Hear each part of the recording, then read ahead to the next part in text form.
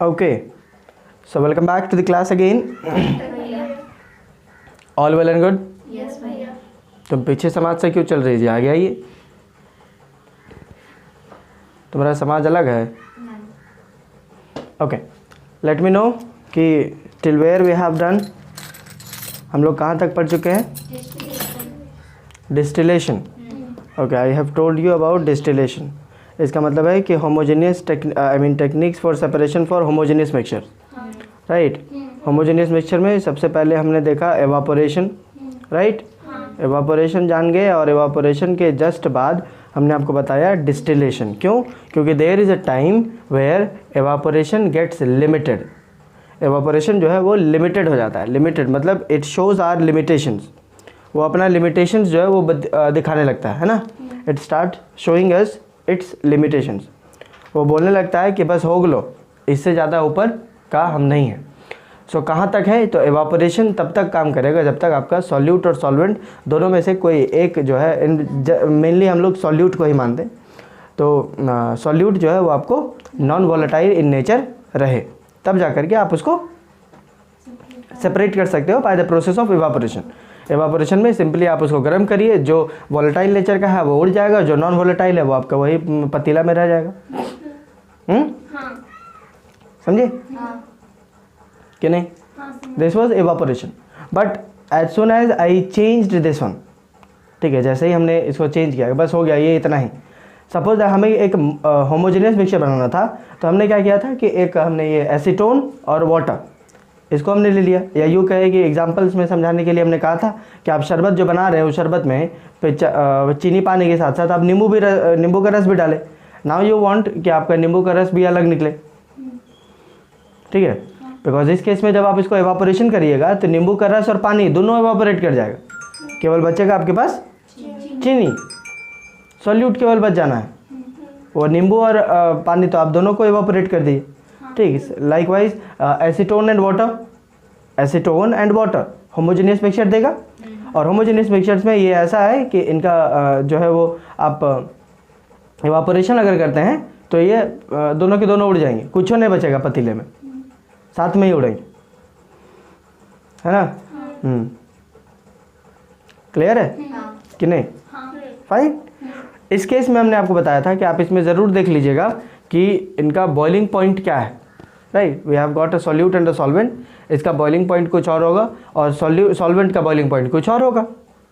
Right, boiling point कुछ और होने वाला था. दोनों में से किसी एक को हमने हाई माना था और किसी को लो माना था. हमने कहा था कि आपको जो मन है आप उसको हाई और उसको लो आप मान सकते हो, किसी तरीके की आपत्ति मुझे नहीं है. राइट, तो आपने कहा कि सॉल्यूट को जो है वो लो मान लिया जाए और सॉल्वेंट को हाई मान लिया जाए. ठीक, इस प्रकार में हमें जब भी आप उसको डिस्टिलेशन फ्लास्क में लेकर के हीट करिएगा तो व्हाट विल हैपन इज कि जिसका बॉइलिंग पॉइंट कम है वो जल्दी इवापोरेट होगा और इवापोरेट होके कंडेंसर से कंडेंस होके आपको एक अलग कंटेनर में कलेक्ट हो जाता है. राइट, कलेक्टर में आपको कलेक्ट मिल जाएगा. और बाकी जो जिसका बॉइलिंग पॉइंट हाई था, तो वहाँ तक टेम्परेचर जाएगा तब ना वो गर्म होना शुरू होगा, तब इवापोरेट करना शुरू होगा. तो हम तो वहाँ तक पहुँचाए ही नहीं, मतलब जितना तक सॉल्यूट का बॉइलिंग पॉइंट था वहीं तक में गए तो सारा का सारा इधर आ गया. अब वहाँ तक पहुँचाने की आवश्यकता हुई नहीं कि आप इसको भी गर्म करिए, यहीं पे छोड़ दीजिए, बात खत्म. समझे? This process came to be called as simple distillation. Right, है कि नहीं? कोई दिक्कत नहीं ना? इसी प्रकार का आज आपको एक और एग्जांपल बताते हैं. सपोज दैट कि I have taken alcohol plus water. दारू पानी देखें आप कभी? कहाँ पीती तुम लोग? तो पिलाती है. Alcohol plus water will give me,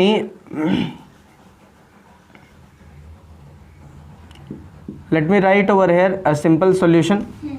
आपको एक सॉल्यूशन देगा और ये सॉल्यूशन कैसा होगा? सच वाला, है कि नहीं? ट्रू सॉल्यूशन आपको देगा. सही बात है ना कि नहीं? हाँ. So alcohol plus water will give me a true solution. अब यहाँ पे आप देखेंगे तो alcohol will be acting as solute and water will be acting as solvent. सही बात है? सही बात है. पानी में शराब जो है वो कम डालते हैं. कैसे पता तुम लोगों?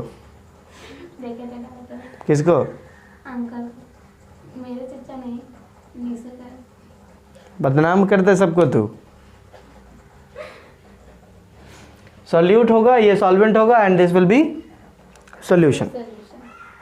ठीक है। अब यहाँ पर ये है कि नाउ मुझे ये सॉल्यूशन से सॉल्यूट और सॉल्वेंट दोनों को अलग अलग करना है। ठीक है। So what is the best method that we can go for? Distillation, simple distillation. Simple distillation. Do you think कि इसको हम को एवापोरेशन करना चाहिए? नहीं एवापोरेशन करना चाहिए? नहीं नहीं ना। नहीं, so we should go for distillation. Distillation, right? हाँ है कि नहीं? हाँ क्लियर है? हाँ। ओके, बट नहीं, we can not go for simple distillation over here, right? अच्छा, इससे पहले जो है वो आपको एक और चीज़ बता दें। यहाँ पर जो अल्कोहल है, यहाँ पर जो अल्कोहल है जो कि सॉल्यूट है, ठीक है, इसका बॉइलिंग पॉइंट कुछ और होगा, राइट? और फिर हमने जो सॉल्वेंट लिया हुआ है दैट इज़ माय वाटर, ठीक ना? वाटर जो है जिसको हमने सॉल्वेंट बना हुआ है, इसका भी बॉइलिंग पॉइंट कुछ और होगा, होगा कि नहीं? फाइन। दोनों का सेम नहीं होगा, ये तो पक्का है कि दोनों का सेम बॉइलिंग पॉइंट नहीं होने वाला है। ठीक है। So let me tell you कि what happens over here is कि बॉइलिंग पॉइंट इसका ऑलमोस्ट 78.5 और 78.9 के आसपास होता है, या आप इसको जो है अप्रॉक्सीमेटली इक्वल्स टू 79 मान सकते हैं, 79 डिग्री सेल्सियस। ठीक है, 79 डिग्री सेल्सियस का इसका टेम्परेचर आप मान सकते हो। और वाटर का बॉइलिंग पॉइंट सबको मालूम है 100 डिग्री सेल्सियस, राइट? किसको नहीं पता? सबको पता होता है 100 डिग्री सेल्सियस होता है। Okay, great. What I am trying to tell you over here कि अल्कोहल और वाटर, इनके बॉइलिंग पॉइंट्स में कुछ इस प्रकार का डिफरेंस होता है यहाँ पर, ठीक है? और इस डिफरेंस में अल्कोहल और वाटर ये जो है वो जन्म जन्मांतर के साथ ही हो जाते हैं, ठीक है? लाइक साथ निभाना साथिया एंड ऑल, है ना? तुम जाओगे हम भी जाएंगे, हम जाएंगे तुम भी चलना, समझे कि नहीं? बुझा रहा है? हम तो जाएंगे सनम, तुमको भी ले डूबेंगे, ऐसा कुछ। ब्याह कर लिया है दोनों, देखे हो, दारू के साथ पानी हमेशा रहेगा, हमेशा है, बुझ रहे हो? हाँ। आप जब भी इसमें डिस्टिलेशन करिएगा, जब भी आप इसमें डिस्टिलेशन करिएगा तो ये दोनों साथ ही उड़ने लगेगा, ये दोनों साथ में उड़ने लगेंगे। क्यों? क्योंकि इनको अपना जन्म जन्म का साथ निभाना है, समझ में आया? लेकिन हम लोग हैं इंसान। क्या है? इंसान। और इंसान जो है वो जोड़ने से ज़्यादा तोड़ने में बिलीव करता है। टूटे कैसे नहीं बे?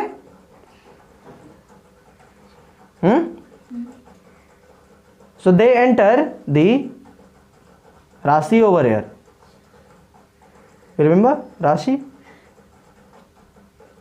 हाँ, टूटेगा कैसे नहीं, सिखा रहे बड़ा। So what will happen over here कि we can not go for distillation, हम यहाँ पर we go for another method that is fractional distillation, fractional distillation process. ठीक है, यहाँ पर हम जाएंगे फ्रैक्शनल डिस्टिलेशन प्रोसेस के लिए। अब आपके मन में चल रहा होगा कि कैसे हम डिसाइड करेंगे कि कब हमको सिंपल डिस्टिलेशन करना है और कब हमें फ्रैक्शनल डिस्टिलेशन करना है, right? How do we decide कि when do we have to go for fractional distillation or simple distillation? बोलिए, चल रहा है मन में? हाँ, कि कैसे जानते थे तो बता दिए फ्रैक्शनल डिस्टिलेशन, नहीं जानेगा तो आदमी डिस्टिलेशन बोलेगा जिस तरीके से एक्सप्लेन किया गया था, है कि नहीं? ओके, ये मेरी तरह आप भी जान सकेंगे, ठीक है? ये टैलेंट हम सब में कूट के भर देते हैं कि anybody would be able to know the same as what I am. Clear कि नहीं? हमें कब डिस्टिलेशन में जाना है और कब फ्रैक्शनल डिस्टिलेशन में जाना है। अभी फ्रैक्शनल डिस्टिलेशन में क्या होगा ये हम आपको बताएंगे, लोड आपको लेना नहीं है, अभी हम बताएंगे कि इसमें क्या करना है, ठीक है? फिलहाल जो है वो इसका देख रहे हैं कि सिंपल डिस्टिलेशन में कब और फ्रैक्शनल डिस्टिलेशन कब। When do we decide after that, ठीक ना? ओके, सो फ्रैक्शनल डिस्टिलेशन हम तब करेंगे, फ्रैक्शनल डिस्टिलेशन हम तब करेंगे जब आपके सॉल्यूट और सॉल्वेंट के बॉइलिंग पॉइंट में का जो हाँ, इनके दोनों का जो बॉइलिंग पॉइंट है, उनके बॉइलिंग पॉइंट में 25 डिग्री सेल्सियस से कम का डिफरेंस हो। whenever there is a difference of the boiling points is less than 25 degree Celsius, then it is advisable that you go for fractional distillation. तो अब यहाँ इन दोनों का डिफरेंस देखिए, तो इन दोनों का डिफरेंस अगर देखेंगे तो it is less than 25 degree Celsius. बोलो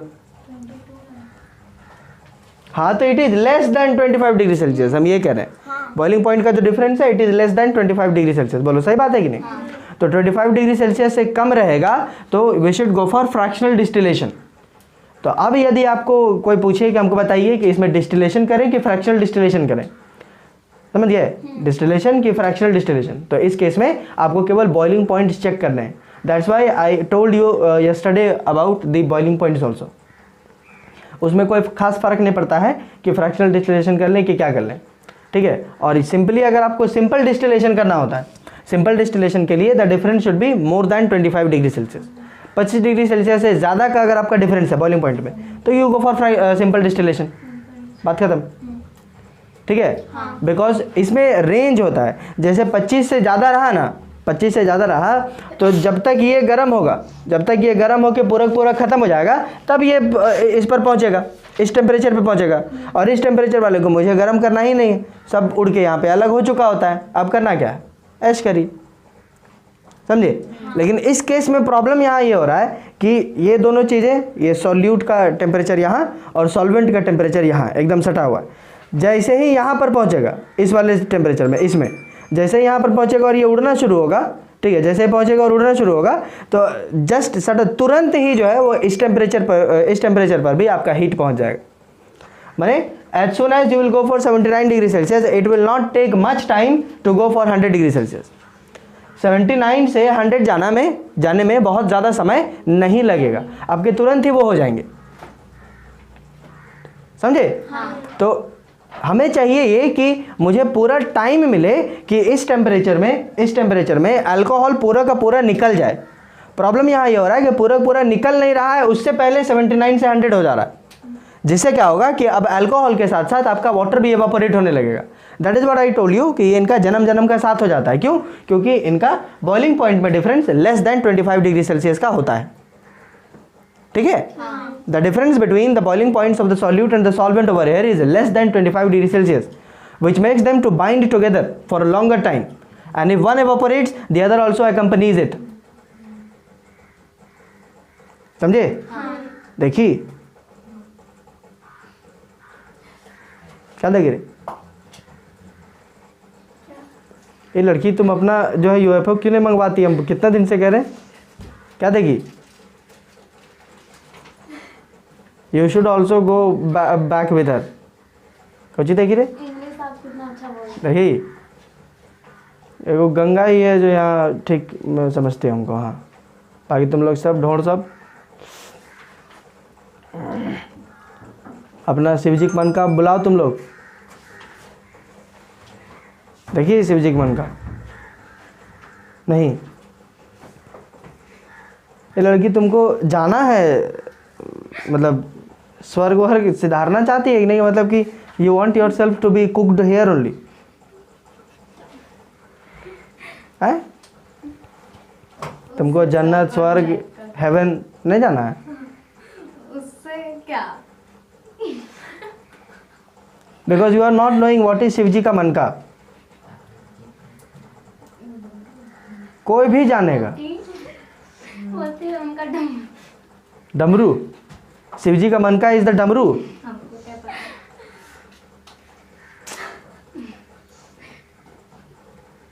should I ask you?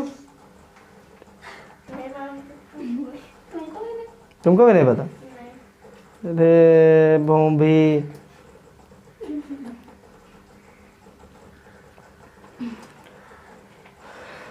Sir पटक लेंगे कहीं हम किसी दिन। हाँ, you people do not know what is Shiv ji का मन का हैं, छी। खैर, anyways coming back over here and you people go back, go Simon go. So since the temperature difference or the boiling points difference between these two solute and solvents is less than 25 degrees Celsius, that's why it provokes both of them to accompany each other in the process of evaporation. ये दोनों एक दूसरे को मजबूर कर देते हैं, क्योंकि दोनों एक दूसरे को करें यहाँ तक पहुँचने से पहले यही हो जाएगा और तुरंत सटा हुआ रहता है, ऐसा है, समझे? जैसे if I tell you it is like कि मान लीजिए कि आप नया मोड़ पहुँचे, तो नया मोड़ से हॉस्पिटल पहुँच गए, कितना दूर लगा, कितना ही डिस्टेंस है ये, it is something like that. या वो वाला नाली जहाँ पानी फव्वारा जैसा मारा रहता है, फाउंटेन वहाँ है ना, वहाँ पहुँच गए, मैंने हॉस्पिटल पहुँच गए, कुल मिला के हमारा ये वाला यहाँ तक है, ये हम अपने लोकेशन का बता रहे हैं, वहाँ पहुँच गए मतलब हॉस्पिटल पहुँच गए, कितना ही डिस्टेंस है। जो आदमी जो है फव्वारा तक पहुंच जाएगा वो हॉस्पिटल तक नहीं जा पाएगा, बोले गोड़ दर्द दे रहा हमारा, अपन नहीं चल पाएंगे, ऐसा है क्या? नहीं। This is what I am telling कि ये है आपका हॉस्पिटल के पहले वाला फव्वारा और ये आपका हॉस्पिटल। जो आदमी यहाँ तक पहुँच सकता है वो यहाँ तक पहुँचने में बहुत ज़्यादा समय नहीं लगेगा। कि आप क्या चाहते हैं? अच्छा अभी जो है आप तुम फव्वारा पार किए हो, ओहो अच्छा ठीक, कितना बज रहा है अभी? 1 घंटा में हम निकलेंगे, ठीक है, तब तक तुम हॉस्पिटल पहुँच जाओगे, बताइए will it take time this much time? नहीं। समझ रहे हम क्या बोल रहे हैं? हाँ, तो एक बार आप इसके बॉइलिंग पॉइंट टेम्परेचर में पहुंच जाते हैं तो फिर यहाँ तक आने में आपको ज़्यादा समय नहीं लगेगा, क्योंकि पानी ऑलरेडी बहुत ज़्यादा हीट हो चुका है, वो ऑलरेडी हीट हो चुका है, वहाँ तक आ चुका है, अब वहाँ से वहाँ तक जाने में ज़्यादा समय नहीं लगेगा। That's why we go for fractional distillation. ठीक है, यहाँ पर हम लिख देते हैं कि ठीक है,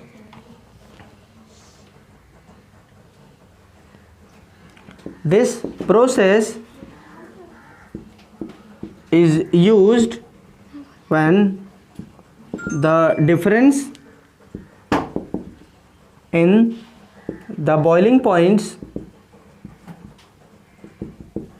of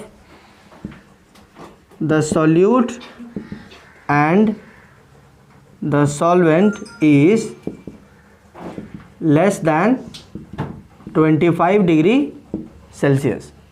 ठीक है, एंड यहाँ पे और भी लिख देते हैं, एंड सिंपल डिस्टिलेशन या एंड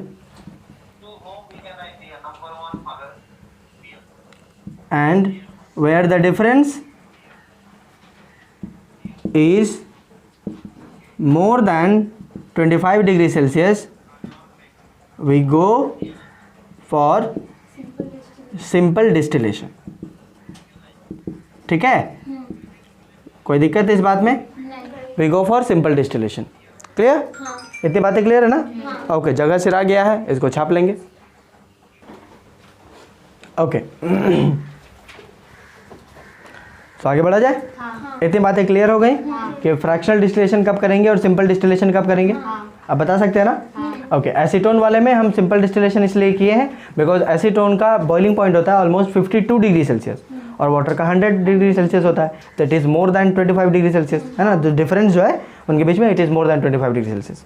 दैट्स वाई आपको एसीटोन वाला एग्जाम्पल सिंपल डिस्टिलेशन वाले में बताया गया था। क्लियर? इसका मतलब यहाँ पर यह है कि डायरेक्टली और इनडायरेक्टली आपको हमने सिंपल डिस्टिलेशन का लिमिटेशंस बता दिया।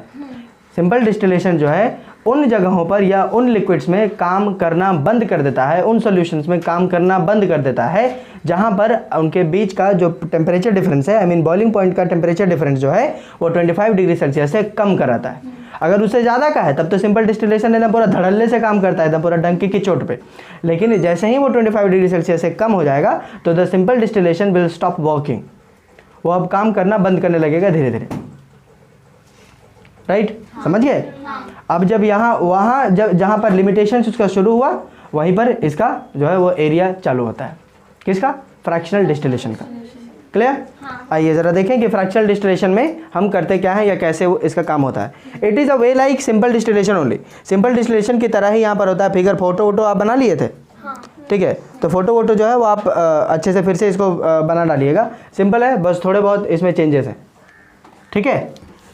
ओके ओके, सो फ्रैक्शनल डिस्टिलेशन,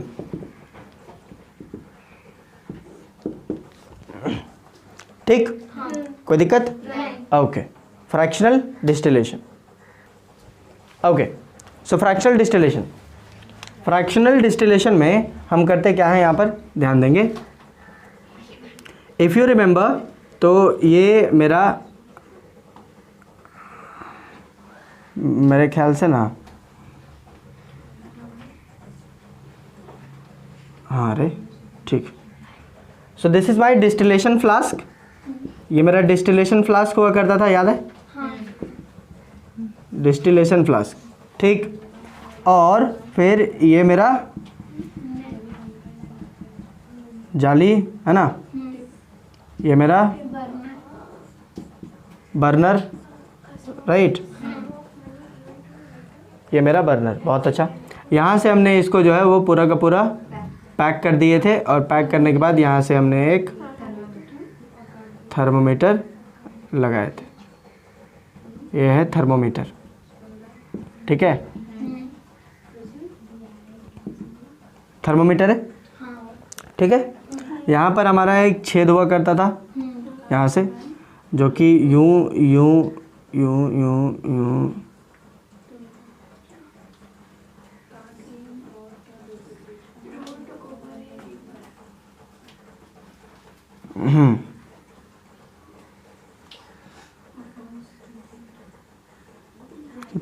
इसका तो बैठेगा कैसे ऐसे सरफेस में?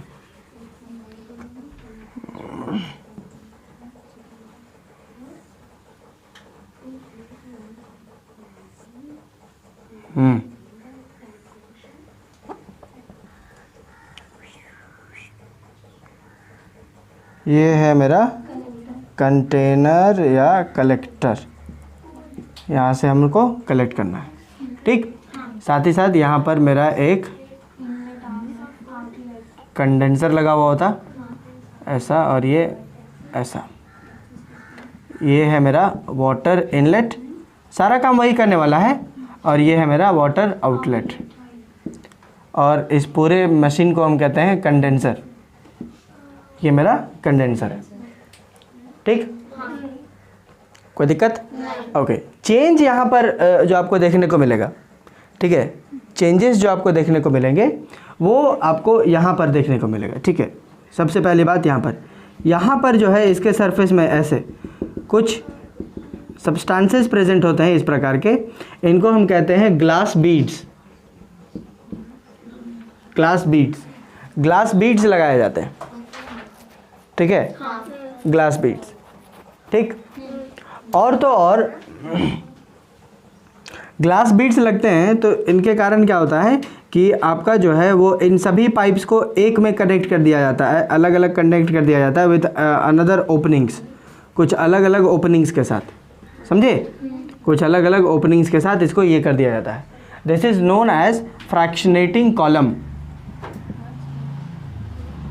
फ्रैक्शनेटिंग कॉलम, इसको हम फ्रैक्शनेटिंग कॉलम बोलते हैं, ठीक, क्लियर है? ओके, और ये ग्लास बीड्स होते हैं। ग्लास बीड्स, इसमें काम क्या करता है ग्लास बीड्स, आप समझिए इसको। जैसे हमने कहा था कि वाटर और अल्कोहल, राइट, सो अल्कोहल जिसका बॉइलिंग पॉइंट है 79 डिग्री सेल्सियस ऑलमोस्ट, और वाटर जिसका 100 डिग्री सेल्सियस होता है, ठीक है। तो जैसे ही यहाँ पे इस कंटेनर में जो आपने लिक्विड भर के रखा हुआ है, यहाँ पर क्या है, ये ट्रू सॉल्यूशन है ना, ट्रू सॉल्यूशन कौन कौन है, water plus alcohol, water plus alcohol यहाँ पर प्रेजेंट है।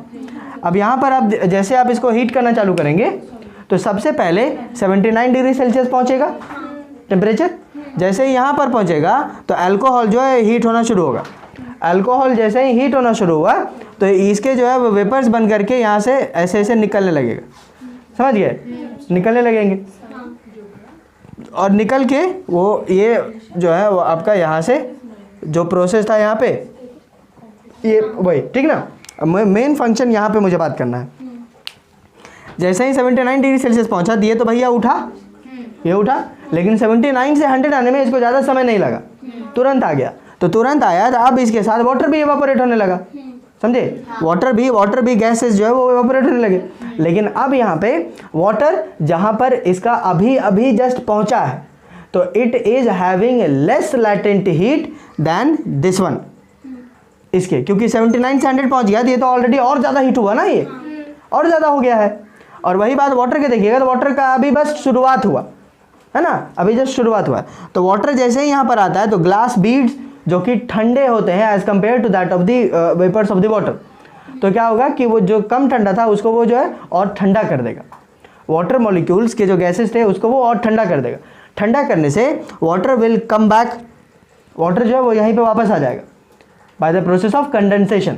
यहाँ पर इसको फिर से प्रोसेस ऑफ कंडेंसेशन हो गया, इवापोरेशन हुआ और ग्लास बीड्स के प्रेजेंस होने के कारण वो कंडेंस कर गया फिर से, क्योंकि जस्ट अभी अभी ही गर्म होना शुरू हुआ था और उसमें फिर से ठंड जैसे ही उठा देखा कि अच्छा ये तो ठंडा माहौल है, फिर नहीं चाहिए। लेकिन यही बात आप अल्कोहल के लिए, अल्कोहल में भाई 79 होता है, 100 पहुंच चुका है तो ये ऑलरेडी बहुत ज़्यादा हीट है, तो ये कंडेंस भी करेगा तो बहुत कम कंडेंस होगा, जिसके कारण आपका जो अल्कोहल है वो साए से निकल के इधर से आपको इस कंटेनर में अल्कोहल आराम से मिल जाएगा। यहाँ पे धीरे धीरे होते होते अल्कोहल इस कंटेनर में आपको आराम से मिल जाएगा और इस डिस्टिलेशन फ्लास्क में सिर्फ और सिर्फ आपका वाटर रह जाएगा, समझे कि नहीं? क्योंकि ऐसे होने ही नहीं दे रहा है, वाटर को इवापोरेट होने ही नहीं दे रहा है। जैसे ही यहाँ तक पहुँच रहा है ग्लास बीड बोल रहा हो कहाँ रे, नीचे, फिर कंडेंस किया, फिर नीचे हो गया। वही अल्कोहल जाता है, अरे बड़ी धिप्पल है, हट जाओ, फिर हट जाता, हट जाता मतलब साइड नहीं हो जाता, कहने का मतलब है कि इसको डिस्टर्ब नहीं करता है, क्योंकि वो बहुत ज़्यादा टेम्परेचर फिर होल्ड करने लगता है उस समय तक, इस वजह से उनको आराम से निकलने देता है, समझे कि नहीं? अब इसमें मान लीजिए कि यदि सपोज दैट कि आपने एक ऐसा सोल्यूशन लिया है, you have taken such a solution, ऐसा सोल्यूशन लिया हो जिसमें ढेर सारे आपके सॉल्वेंट्स लगे हुए हैं और सॉल्वेंट्स जो है वो ढेर सारे हैं, आई मीन लिक्विड ही है सारे के सारे, और सारे के सारे मिसिबल लिक्विड्स हैं। मिसिबल बोले तो जो आपस में घुल सकें वैसे लिक्विड्स हैं।